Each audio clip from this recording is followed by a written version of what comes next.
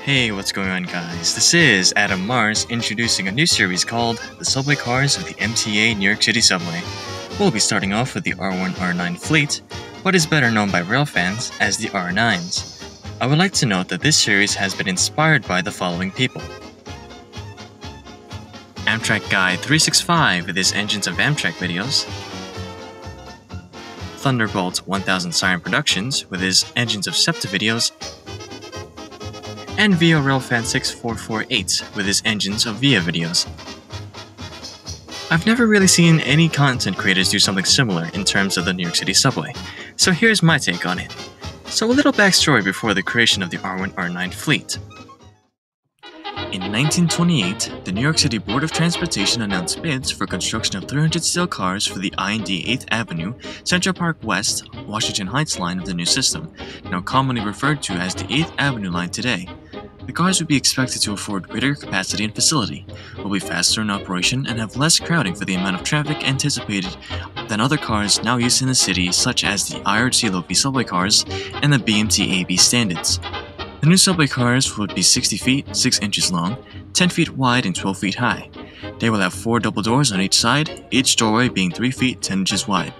Seating arrangement would be similar to that of the BMT cars, but there is to be 2 inches more knee room between cross seats than in the BMT cars.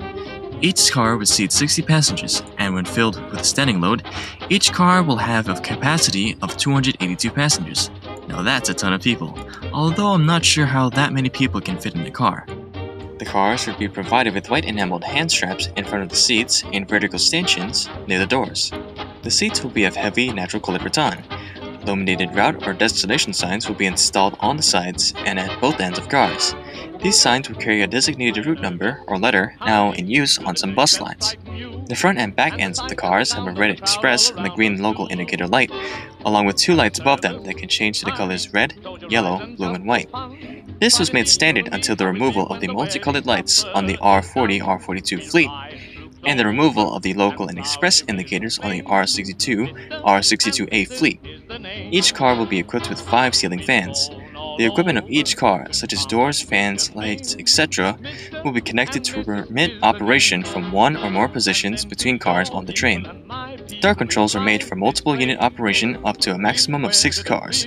Electrical equipment and trucks were subcontracted as contracts R2 and R3. Mechanically, the R1 R9 classes were up to 1920 standards. They were driven by 2 Westinghouse No. 570-D-5 190 horsepower field control motors.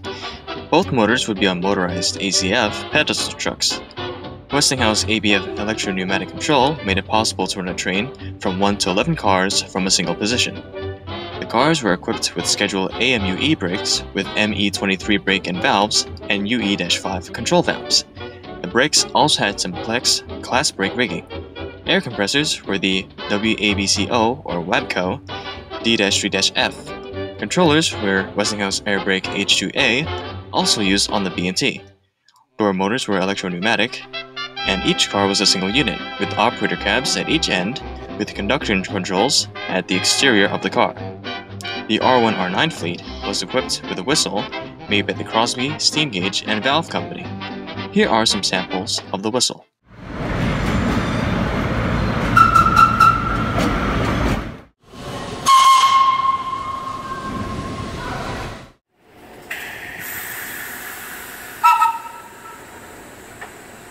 The R1s are numbered from 100 to 399 and were built by ACF between 1930 and 1931. R4s are numbered 400 to 899 and were also built by ACF between 1932 and 1933. R6s are numbered from 900 to 1399 and were built by ACF, Pullman, and Press Steel between 1935 and 1936. R7s are numbered 1400 to 1549 and were built by ACF and Pullman in 1937. R7As were numbered 1550 to 1649 and were built by ACF and Pullman in 1938. Finally, the R9s were numbered 1650 to 1802 and were built by ACF and Press Steel in 1940. The R9s were equipped with 2 CY air compressors, which were not equipped on the R1s through R7s.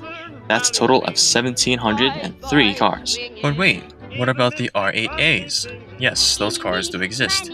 These cars were built by the St. Louis Car Company in 1939. Only two cars were built, numbered 66 and 67.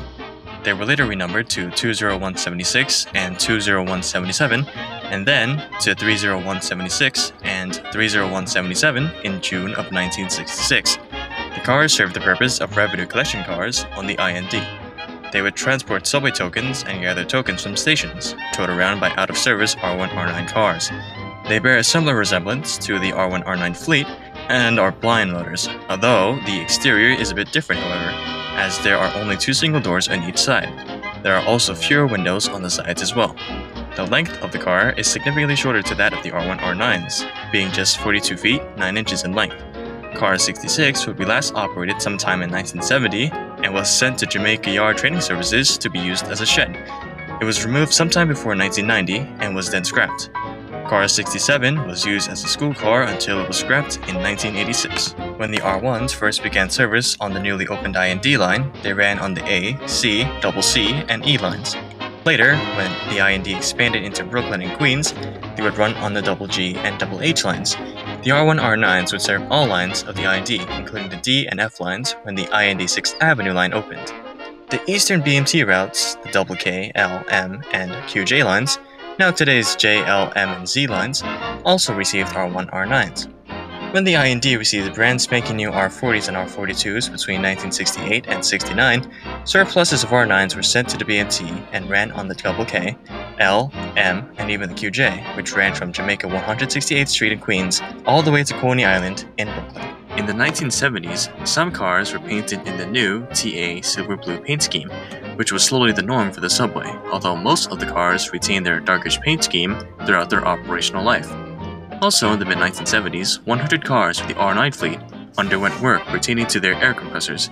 Cars A00 to A19 would get new air piping and new D-3 air compressors. B20 to B39 would have airlines cleaned and new D-3 compressors. C40 to C59 will get new airlines and overhauled D3F air compressors. D60 to D79 will have airlines cleaned and overhauled compressors. And finally, E80 to E99 retain serviceable compressors and a record low of air consumption. These cars would only run with modified mates. By the early 70s, the R1s to R4s have been retired, replaced by the aforementioned R40 and R42 cars, as well as the R44s. R1 number 397 and 399, now renumbered M501 and M502 respectively, were retired and converted into motor work cars to help bring new R44s into the subway system. The R6s to R9s were still running, but were getting old and outdated. Due to the deferred maintenance going on at the time and the graffiti in the cars, the reliability of these cars decreased substantially. In 1975, new R46s began running. This meant the end for the remaining R9 fleet, as they could no longer provide adequate service. Even so, the cars proved much more reliable than the brand new R46s, which had problems with their Rockwell HPT-2 lightweight trucks. The R9s ran until March 31st of 1977, when the last revenue train ran on what is now today's J-Line, thus ending the legacy of the R9 family. While most cars were scrapped when they were retired, some cars were preserved for train excursions and other purposes. R1 number 100, the first car built, is preserved and used for various train excursions by the New York Transit Museum. R1 number 103 has also been preserved and has recently been restored to operational status. This car was known for having experimental axle flow fans installed in 1947. R1 number 175 has been preserved, but is only used for spare parts for other cars. This car is part of the Seashore Trolley Museum located in Kennebunkport, Maine. R1 number 381 has been preserved and was restored to operational status in 2004, in time for the subway centennial anniversary. R4 number 491, formerly numbered 401, has been reserved and runs with the R1 R9 museum train. It was formerly used as a training car at Jamaica Yards. R4 number 484 is preserved and is operational. It has bullseye interior lighting and an experimental PA system which was installed in 1946. R4 number 800 has been preserved and is part of the Seashore Trolley Museum. R4 number 825 is preserved and is part of the Trolley Museum of New York, located in Kingston, New York. R6's numbers 923 and 925 have been preserved, although renumbered R247 and R248 when used as revenue collection cars. These cars were stored at the Coney Island yards until recently being transferred up to the 207th Street Yard in Manhattan. I am personally curious as to what they'll do with both of these cars. R6 number 978 has an interesting story behind it. The car body of this car was put inside the Staten Island Mall at Golden's Deli. It was there from 1985 to 2012. When the deli closed, the car body was removed from the mall. Recently, the car body has been relocated to a transportation enthusiast's private home in Warwick, New York. For R6 number 983, it somehow found its way to private property in Jacksonville, Florida. It was used as a storage shed. How sad. I bet the Florida man took it there. Nah, I'm just kidding. Anyway, in 2013, the car was purchased by the Craggy Mountain Railroad, located in Woodfin, North Carolina, which will restore the car. Recent progress has been great so far. R6 number 1000 has been preserved and was stored at the Coney Island yards for many years until it was restored to operational status in 2009. If you thought R6 number 93 was far enough from New York, you'd be dead wrong.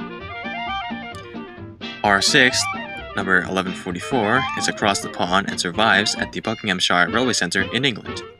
Makes you wonder how it got there, doesn't it? R6 number 1208 was restored as part of the Transit Museum's fleet, but was unfortunately scrapped in the 1980s. I think we all know who to blame on that one. Had it not been scrapped, it would have been the only Pullman standard car in the museum fleet. What a shame. R6 number 1300 has been preserved and in operational status. It runs with the R1 R9 museum train. R7 number 1440 is preserved and is part of the Seashore Trolley Museum. R7A number 1575 is preserved but has an interesting backstory. It was involved in a wreck in 1946 and was then overhauled into the R10 prototype. The work involved body and interior only, not mechanics. It re-entered service in 1947, but ran only with R1 R9 cars, despite a similar exterior to the R10s.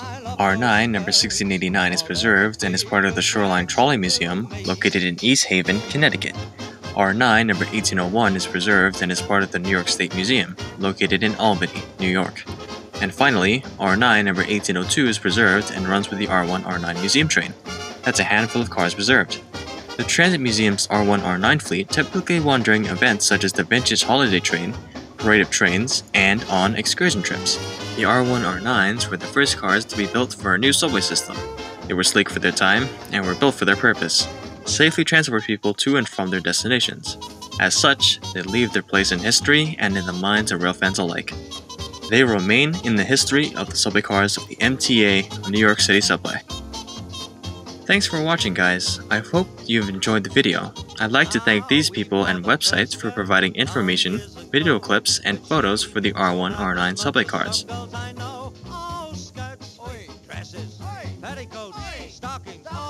In our next video, I'll be talking about the R10s. Stay tuned and I'll see you in the next video.